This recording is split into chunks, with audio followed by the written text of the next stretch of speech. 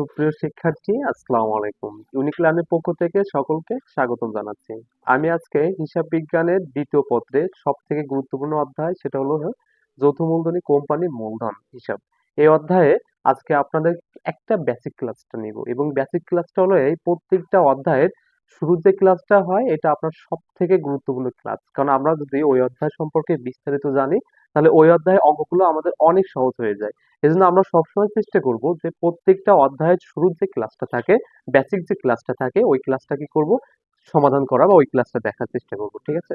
আচ্ছা, তাহলে আমাদের আজকে যে ক্লাসটা সেটা হলো যে যৌথ মূলধনী কোম্পানির মূলধন, বা এর আরেকটা নাম আছে সেটা হলো শেয়ার ইস্যু। প্রথমে আসে যৌথ মূলধনী কোম্পানিটা কি।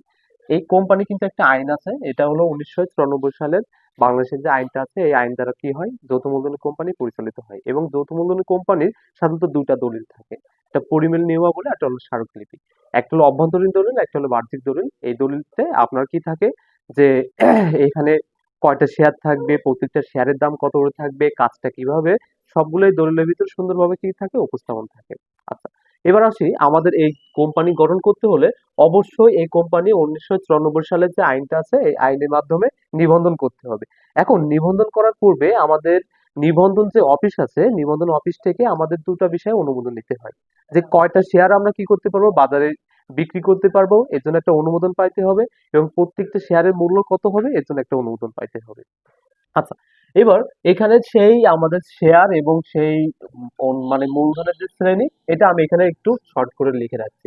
প্রথমে যেটা আসে সেটা হলো কি, শেয়ার কাকে বলে। শেয়ার হলো যৌথ মূলধনী কোম্পানির যে মূলধনটা হবে, ওই মূলধনের ক্ষুদ্রতম যে অংশ আছে তাকে শেয়ার বলে। তাহলে শেয়ারটা কি, মূলধনের ক্ষুদ্রতম অংশকে কি বলা হয়, শেয়ার বলা হয়। আচ্ছা, প্রথমে আমরা যেটা আসে, আমাদের যে যৌথ মূলধনী যে কোম্পানির যে মূলধন, এই মূলধনকে মূলত আমরা চারটা ভাগে ভাগ করতে পারি। কয়টা ভাগে? চারটা। প্রথম যেটা আছে সেটা হলো অনুমোদিত মূলধন। অনুমোদিত মানে আমি নিবন্ধন অফিস থেকে আমার যে কয়টা শেয়ারের অনুমোদন দিবে, সেটাকে কি বলা হয়, অনুমোদিত মূলধন। তাহলে আমার মনে করেন যে অনুমোদিত মূলধন দিছে আমার এখানে 10,000 শেয়ারের কথা বলছে। আচ্ছা, তারপর হলো কি, এই 10,000 শেয়ার আমি কি করতে পারবো, বাজারে বিক্রি করতে নিয়ে যাব। এখন বাজারে আমি যদি এই 10,000 শেয়ারের ভিতরে আমি 2,000, 4,000, 6,000, 8,000, সর্বোচ্চ 10,000 শেয়ার পর্যন্ত নিয়ে যেতে পারবো। আমি কিন্তু 12,000 শেয়ার বাজারে নিয়ে যেতে পারবো না। কেন? কারণ আমি অনুমোদন পাচ্ছি 10,000 শেয়ার।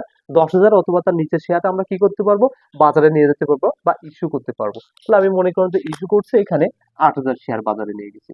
তাহলে ইস্যুকৃত শেয়ার মানে কি, যে শেয়ারটা সাধারণত বিক্রয়ের উদ্দেশ্যে বাজারে বিজ্ঞাপন জারি করা হয় তাকে সাধারণত ইস্যুকৃত শেয়ার বলে। আচ্ছা, এবার আমি যে বাজারে নিয়ে গেছি 8,000 শেয়ার, এখন জনগণ আমার শেয়ারটা দেখে উদ্বুদ্ধ হয়ে আমার শেয়ারের জন্য আবেদন করতে পারে। এই আবেদনটা আমার 8,000 হতে পারে, 8,000-এর কম হতে পারে, আবার 8,000-এর কি হতে পারে, বেশি হতে পারে। এটা নিয়ে কোনো কি নাই, বাধ্যবাধকতা নাই। আচ্ছা, তাহলে এখন মনে করুন যে আমাদের এখানে যে আবেদনকৃত শেয়ার, আচ্ছা এখানে একটা জিনিস মিস্টেক হয়েছে, সেটা হলো আবেদনকৃত শেয়ারটা এখানে লেখা হয় না।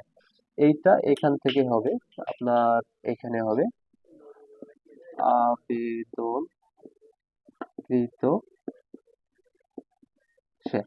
আচ্ছা, এই আবেদনকৃত শেয়ার কিন্তু আমার ইস্যুকৃত শেয়ারের পরে, এই পরের থেকে এখানে হবে আবেদনকৃত শেয়ার। এখন আবেদনকৃত শেয়ার 8,000-এর কম হতে পারে, বেশি হতে পারে, আবার 8,000 হতে পারে। ঠিক আছে? তাহলে এই যে আবেদনকৃত শেয়ার বা মূলধন যেটা আছে,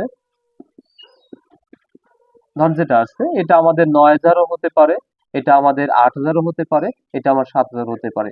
তার মানে আবেদনটা আমাদের কোনো নির্দিষ্ট নাই, এটা বেশি হতে পারে, কম হতে পারে। আচ্ছা, এবার এই আবেদনকৃত শেয়ার এবং ইস্যুকৃত যে শেয়ার, এই দুইটা শেয়ারের ভিতরে আমাকে এবার কি করতে হবে, বেসিক জায়গাটা পার্থক্য জানতে হবে। সেটা হলো আমি বাজারে নিয়ে গেছি 8,000 শেয়ার। এখন আমার শেয়ার কেনার জন্য আগ্রহ প্রকাশ করছে 9,000 মানুষ। এখন 9,000 শেয়ার যদি তারা কিনতে চায়, আমরা কি তাদের 9,000 শেয়ার দিতে পারবো? পারবো না। কেন? কারণ আমাদের কাছে 8,000 আছে, আমরা সর্বোচ্চ 8,000 পর্যন্ত দিতে পারবো। তখন আমাদের এখানে যে বিলিখিত মানে তাদেরকে দিতে পারবো, যদি আমাদের 9,000 শেয়ার থাকে আর যদি আমরা বাজারে নিয়ে যাই 8,000 শেয়ার, তাহলে এই দুটোর ভিতরে যে শেয়ারটা ছোট থাকবে সেটা কিন্তু আমাদের এখানে বিলিখিত হবে। তার মানে এখানে 8,000 হবে। যদি আমাকে 8,000 মানুষই কিনতে চায়, 8,000 শেয়ার নিয়ে যায়, তখন আমাদের 8,000 ঠিক আছে। যদি আমার 7,000 শেয়ার কিনতে চাই, তখন কিন্তু আমরা কি 8,000 শেয়ার কি জোর করে ধরে বিক্রি করতে পারবো? পারবো না। তখন কিন্তু আমাদের এখানে বিলিখিত শেয়ার কত হবে? 7,000। তার মানে আমাদের ইস্যুকৃত শেয়ার এবং বিলিখিত শেয়ার, এই দুটো শেয়ারের ভিতরে, বা ইস্যুকৃত শেয়ার এবং আবেদনকৃত শেয়ার, এই দুটো শেয়ারের ভিতরে যে শেয়ারের পরিমাণটা কম হবে, ওই শেয়ারটা কি হবে, আমার বিলিখিত শেয়ার। তাহলে বিলিখিত শেয়ার কোনটা হবে সবসময় আমরা মনে রাখবো, ইস্যুকৃত শেয়ার এবং আবেদনকৃত শেয়ারের ভিতর যে শেয়ারের পরিমাণটা আমার কম হবে সেটা কিন্তু বিলিখিত হবে, এবং বিলিখিত শেয়ারটাই মূলত আমাদের মূলধনে যাবে। ঠিক আছে? আচ্ছা, এবার এটা আমি বিলি করলাম। এবার যে কটা শেয়ারে আমি বিলি করছি ঠিক সেই কটা শেয়ারের টাকা আমি কি করব, আদায় করব। তাহলে আদায়ও কি হবে, 8,000 শেয়ার হবে।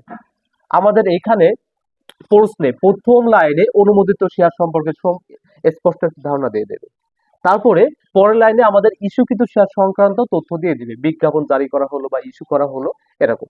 এবং 3 নাম্বার স্টেপে আমাদের কত শেয়ারে আবেদন পাওয়া যায় আবেদন সংক্রান্ত তথ্য দিয়ে দিবে।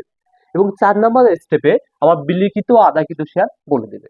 এবং তারপরে বলবে, যদি আমি মনে করি যে আবেদন পাচ্ছি 9,000 শেয়ার, আমার ইস্যু করতে হয়েছে আপনার হলো কত শেয়ার, 8,000 শেয়ার আমি বাজারে নিয়ে গেছিলাম, আবেদন পাইছি হলো 9,000 শেয়ার, তাহলে অতিরিক্ত যে 1,000 শেয়ার আমরা পাইছি ওই 1,000 শেয়ার আমাদের পরবর্তীতে আবার ফেরত দিতে হবে।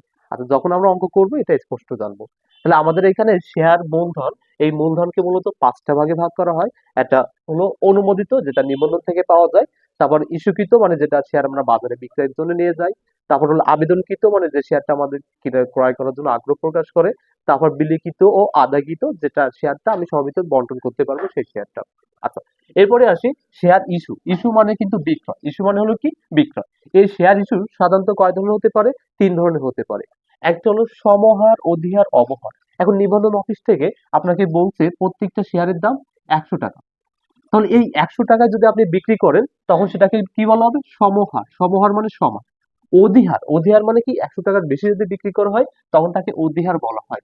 যেমন 100, এখানে আমার মনে করেন যে 10% অধিহার বলছে, তাহলে মূল শেয়ারের উপর 10% বললে এটার উপর 10% করতে হবে, করলে যেটা হবে সেটা। আচ্ছা, যদি আমার অবহার বলে, তাহলে অবহার মানে কি মূল শেয়ারের থেকে এটা কম হবে। তাহলে অবহার যদি বলে তাহলে এখানে 100 টাকা থেকে মাইনাস হবে কত পার্সেন্ট বলছে। যদি এখানে আপনার 20% অবহার বলে তাহলে এখানে আমাদের 20%টা কি হবে, বাদ হবে।